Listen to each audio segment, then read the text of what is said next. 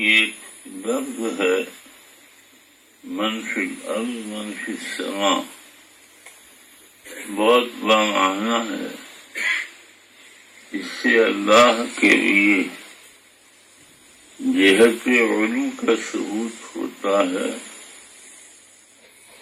اور یہ صفت اللہ کے لیے ثابت ہے۔ نصوص قرآن و حدیث اس پر دلالت کرتے ہیں، اور یہی حضرات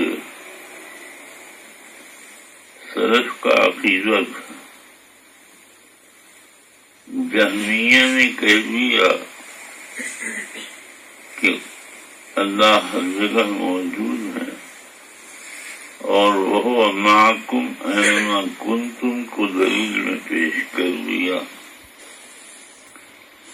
لیکن جو لوگ اللہ کے لیے صفت علو ثابت کرتے ہیں، وہ آیت قرآنی الرحمن علی العرش استویٰ کو دلیل میں پیش کرتے ہیں۔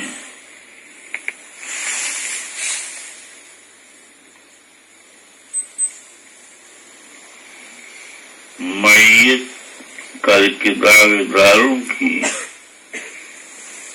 دلیل کا جواب یہ ہے کہ اس سے معیت علمیہ مراد ہے، اس لیے کہ انسان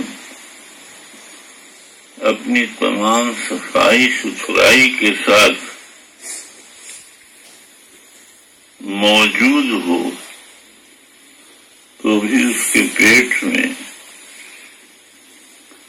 طعام غلیظ و متعفن موجود ہے۔ یہ معیت اپنے ظاہر پر محمول ہو ہی نہیں سکتی۔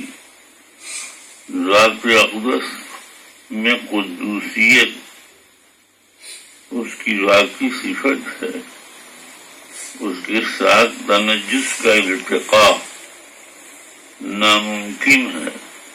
لامحالہ معیت سے معیت ذاتیہ مراد نہیں ہو سکتی، معیت علمیہ ہی مراد دی جائے گی، اور یہی امام ترمذی رحمۃ اللہ علیہ نے اہل علم سے نقل فرمایا ہے، اور یہی اپنے ظاہر پر ہے۔ اور نصوص احادیث پر نظر کرنے سے بھی یہی سمجھ میں آتا ہے، اور جو لوگ معیت کو معیت ظاہرہ پر محمول کرتے ہیں، ان کا قول ظواہر نصوص کے خلاف ہے۔ جتنی اللہ کی صفات علو پر دلالت کرنے والی ہیں، سب اس کے منافی ہیں۔ اس لیے صفت علو کو تو اپنے ظاہر ہی پر رکھا جائے گا، اور وہ معکم ایسے ہی ہے جیسے میں کہہ دوں میرے پاس یہ گھڑی رکھی ہے۔ یہ مطلب نہیں ہے کہ گھڑی مجھ سے جڑی ہوئی ہے، گھڑی میرے پاس ہے۔ ایسے ہی یہ ساری خلقت اللہ کے پاس ہے۔ یہ پاس اور ہمارا پاس الگ الگ ہے۔ ہمارا مخلوق کا پاس ہے، اور وہ اللہ کا پاس ہے۔ یہ یاد رکھیے، اللہ سبحانہ و تعالی کو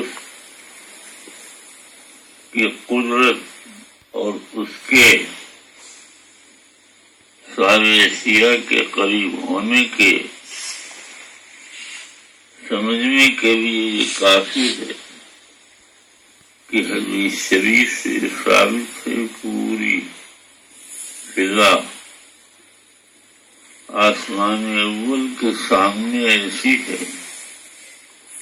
جیسے ایک لق و لق میدان میں ایک حلقہ پڑا ہوا اور آسمان اول آسمان ثانی کے مقابل میں ایسے ہی ہے جیسے ایک لق و لق میدان میں ایک حلقہ پڑا ہو. ایسے ہی آپ چلتے جائیے عرش اعظم کے سامنے نیچے والا آسمان بھی ایسا ہے اور پھر اللہ کی ذات مستوی علی العرش ہے. تو جیسے یہ گھڑی میرے پاس ہے کوئی یہ نہیں کہتا کہ یہ مجھ سے جڑی ہوئی ہے اور کوئی یہ نہیں کہتا کہ یہ مجھ سے دور ہے. ایسے ہی اللہ کی ذات عالی ہے. سب چیزیں اللہ سے منفصل ہیں. وہ خالق ہیں یہ مخلوق ہے. خالق کی اصل وجود ہے اور مخلوق کی اصل عدم ہے. وجود و عدم میں اتفاق ہو ہی نہیں سکتا ہے. اس لیے اللہ معکم کو لامحالہ معیت علمیہ پر محمول کیا جائے گا. معیت ذاتیہ پر محمول کرنا جہاں ابن صفوان کی کور فہمی سے پیدا ہوا اس میں عظمت الہی کو سمجھا نہیں ہے. ہر چیز کو سمجھنے کے لیے عقل ایمانی ضروری ہے.